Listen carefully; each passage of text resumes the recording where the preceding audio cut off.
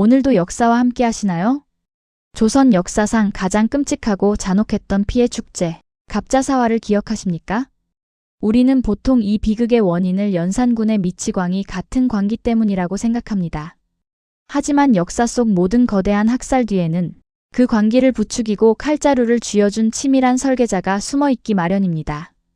오늘 들려드릴 이야기는 연산군의 눈과 귀를 틀어쥐고 조선을 피바다로 만들었던 남자, 그리고 그 대가로 죽어서도 목이 잘려야 했던 간신 임사홍의 처절한 몰락기입니다. 임사홍은 원래 왕실과 겹겹이 사돈을 맺은 엄청난 명문가의 자제였습니다.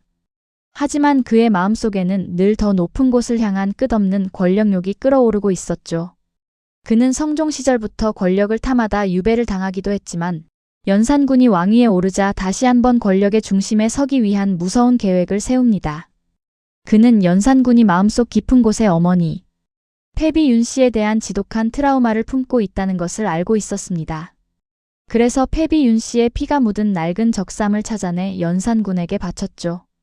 이 피 묻은 적삼은 연산군의 이성을 완전히 끊어놓는 기폭제가 되었습니다.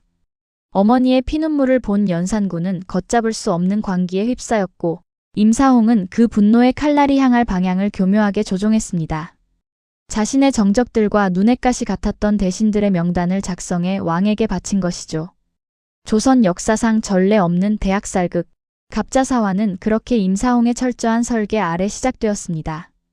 궁궐은 매일같이 피비린내 나는 비명으로 가득 찼습니다. 임사홍의 손끝이 가리키는 자는 누구든 예외 없이 목이 날아갔고 심지어 이미 죽은 자들의 무덤까지 파헤쳐졌습니다. 수백 명의 선비와 대신들이 피를 흘리며 죽어나갈수록 임사홍의 권력은 하늘 높은 줄 모르고 치솟았습니다. 그는 왕의 관기를 가장 튼튼한 방패로 삼아 무소불위의 권력을 휘둘렀죠. 조선의 모든 대신들은 그의 그림자만 봐도 벌벌 떨며 숨을 죽여야만 했습니다. 왕조차도 그의 말을 곧이곧대로 믿고 따랐으니 사실상 조선을 움직이는 진짜 왕은 임사홍이라고 해도 과언이 아니었죠. 그는 자신이 영원히 조선의 1인자로 군림할 줄 알았습니다. 하지만 피와 시체 위에서 쌓아 올린 권력의 모래성은 분노한 민심과 억눌린 자들의 복수심 속에서 서서히 붕괴의 조짐을 보이고 있었습니다. 1506년 9월 2일 마침내 연산군의 끔찍한 폭정에 반기를 든 군사들이 횃불을 들고 일어났습니다. 어둠을 뚫고 궁궐로 들이닥친 중종 반정의 밤이었죠. 분노에 찬 반정군이 칼날을 앞세워 가장 먼저 찾아간 곳. 그곳은 놀랍게도 연산군이 있는 대전이 아니라 당대 최고의 실세였던 임사홍의 거대한 저택이었습니다. 반란군이 대문을 부수고 들이닥친 그 숨막히는 순간 왕이 등 뒤에서 천하를 호령하던 임사홍의 오만함은 온데간데 없었습니다. 그는 겁에 질려 덜덜 떨며 숨을 곳을 찾기에 바빴죠. 수많은 사람을 짓밟았던 권력자의 최후는 너무나도 허망하고 초라했습니다. 그는 저항조차 제대로 해보지 못한 채 분노한 반정군의 칼날에 찢겨 그 자리에서 처참하게 목숨을 잃고 맙니다. 하지만 피비린내 나는 폭정에 시달렸던 승자들의 분노는 그의 단순한 죽음만으로는 결코 채워지지 않았습니다. 그가 저지른 악행은 죽음으로도 씻을 수 없는 거대한 죄악이었기 때문이죠. 반정이 성공하고 연산군이 폐위된 후 반정 공신들은 무덤 속에 묻혀있던 임사홍의 시신을 다시 차가운 땅 밖으로 파헤쳐냅니다. 그리고 이미 부패한 시신의 목을 한 번 더 거칠게 베어버렸죠. 바로 조선 최고의 형벌이자 가장 굴욕적인 형벌인 부관참시를 집행한 것입니다. 한때 조선을 쥐고 흔들었던 1인자의 잘린 머리는 사람들의 조롱거리로 전락해 길거리에 짐승처럼 내걸렸습니다. 비극은 거기서 끝이 아니었습니다. 그의 핏줄이라는 이유만으로 가문이 남자들은 모조리 처형당했고 남은 가족들은 노비로 전락해 평생을 비참하게 살아야 했습니다.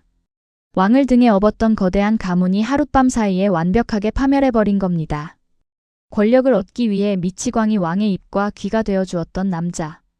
하지만 정작 권력이 무너질 때는 그 누구보다 가장 먼저 표적이 되어 처참하게 도륙당해야 했습니다. 그가 믿었던 왕의 권력은 그를 영원히 지켜주지 못했고 오히려 그를 지옥의 가장 깊은 곳으로 끌고 들어가는 무서운 독배가 되었습니다. 권력의 정점에서 무덤 속 해골이 되어서까지 2번 죽어야 했던 그의 최후는 권력의 허망함을 뼈저리게 보여줍니다. 여기서 우리는 한 가지 생각해 볼 점이 있습니다. 그는 정말 연산군의 관기를 쥐락펴락한 희대의 악마였을까요?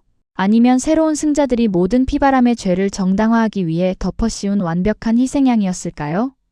여러분의 날카로운 추측을 댓글로 자유롭게 남겨주세요. 역사가 기록한 권력의 잔혹한 민낯. 오늘의 세계사 TMI는 여기까지입니다. 교과서가 차마 다 적지 못한 흥미진진한 비하인드 스토리가 궁금하시다면 구독과 좋아요를 꾹 눌러주세요. 저는 다음 시간에 더 발칙하고 놀라운 역사 이야기로 찾아오겠습니다.